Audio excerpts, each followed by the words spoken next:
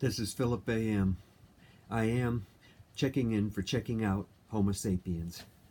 I am 39 something north, 76 something west, sea level rising to the occasion of my ass on this stool but 4 feet above. Peace. I am checking out of this still under reconstruction houseboat and moving myself and my work to another where I have agency, mobility, and such that my wife will have respite here from the maelstrom of her day job. That's right, I said wife, for I have married, as you say.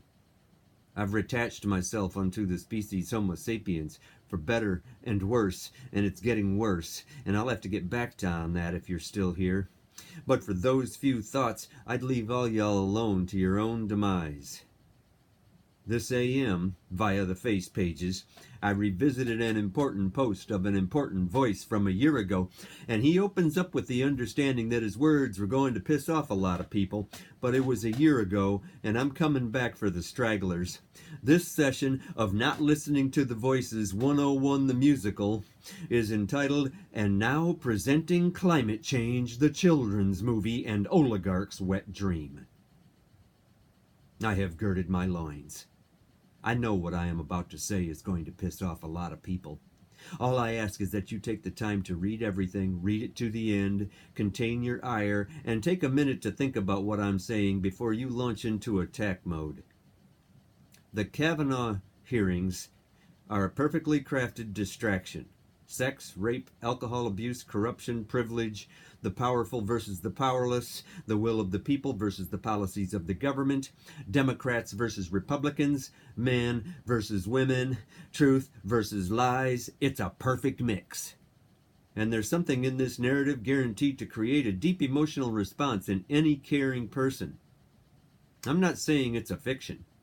I'm not dismissing the allegations. I'm not saying that rape doesn't matter or that it's less important than other issues. It's long past time that we came together as a society to listen, to believe, to support, and to help heal all the victims of sexual abuse. It is long past time that we make it perfectly clear that we will no longer tolerate such behavior. I am saying it's also a perfect distraction. But then again, I was the guy standing in the back of the room when everyone was celebrating the Arab Spring. I was the one saying, let's not celebrate until the dust settles. Let's see if this creates any real change in how the system operates. And I was the guy who was called a party pooper, a nihilist, a toxic cynic, and an anti-revolutionary. Well, the global halls of power were redecorated. Nothing changed. I was the guy in the back of the room saying, let's not pop the cork on that champagne until we see how the Occupy movement plays out. The decorators were called in. Nothing changed. Standing Rock, Black Lives Matter, Not My President, Me Too, the Women's March. I'm the guy in the back of the room pointing out that we fall for it again and again. We are outraged, and rightly so. These are all real issues, important issues that demand our attention. We are directed toward them. We are allowed to discuss, debate, argue, vent, come together, make gestures, posture, roll with righteous wrath, support and attack each other. I supported then, and I continue to this day to support the intent of every one of these movements, as I support the intent of the backlash and rage against Kavanaugh and those of his ilk.